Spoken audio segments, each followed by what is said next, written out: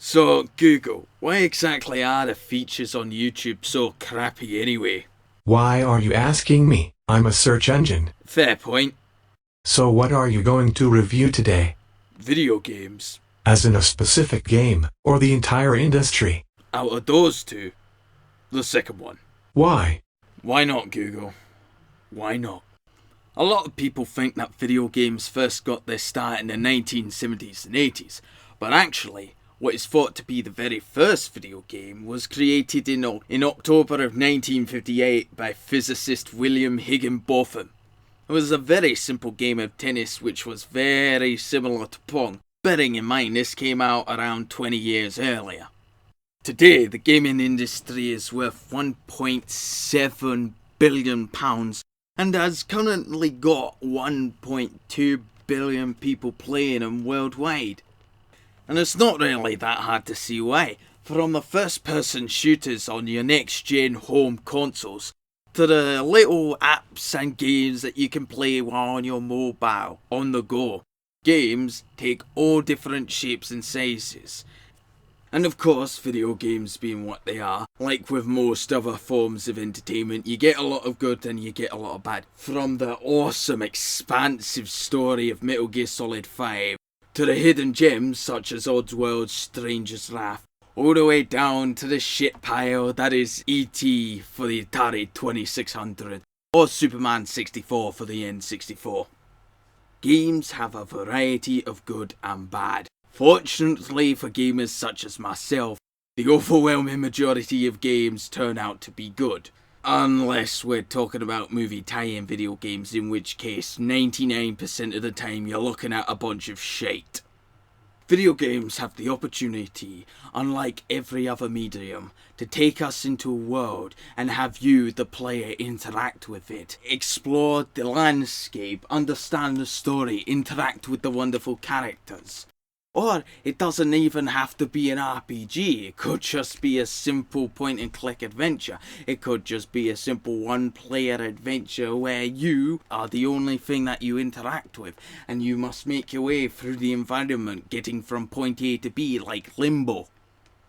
Video games are a unique medium in which the viewer, you, get to experience the world.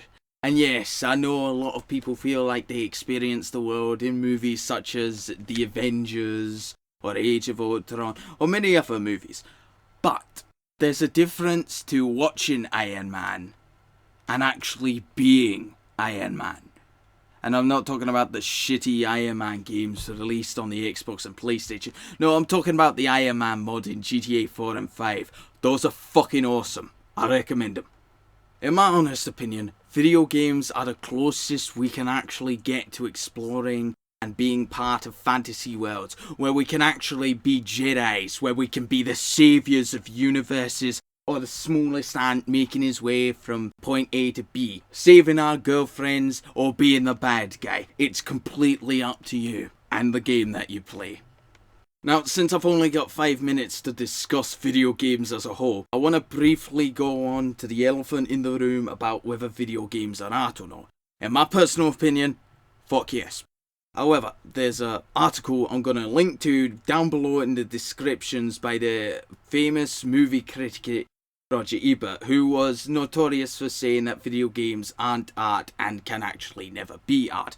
Now, personally, I think he's wrong on the subject, but I think it's important to understand other people's opinions. So, I'm going to link to his discussion about video games can never be art. I think it's a fantastic read. If you're interested, it's in the description below, or I'll have a link box right here on the video. Anyway, yes, video games are art. Moving on.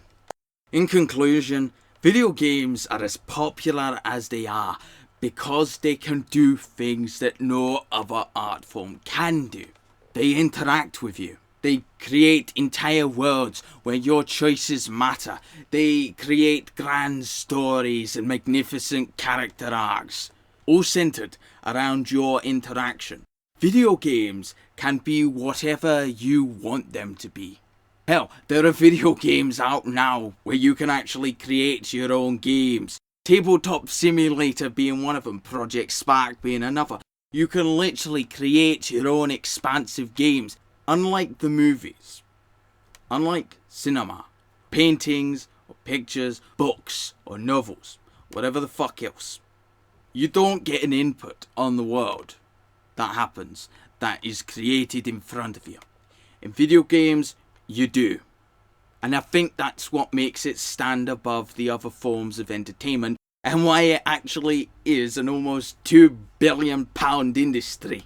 Because, goddamn, video games are just that fucking good. Do I like video games? Are you fucking serious? I just said it was the next best art form. Fuck yes, I like video games. I love my video games. I'm a gamer. I was raised on video games. Yeah, I like them.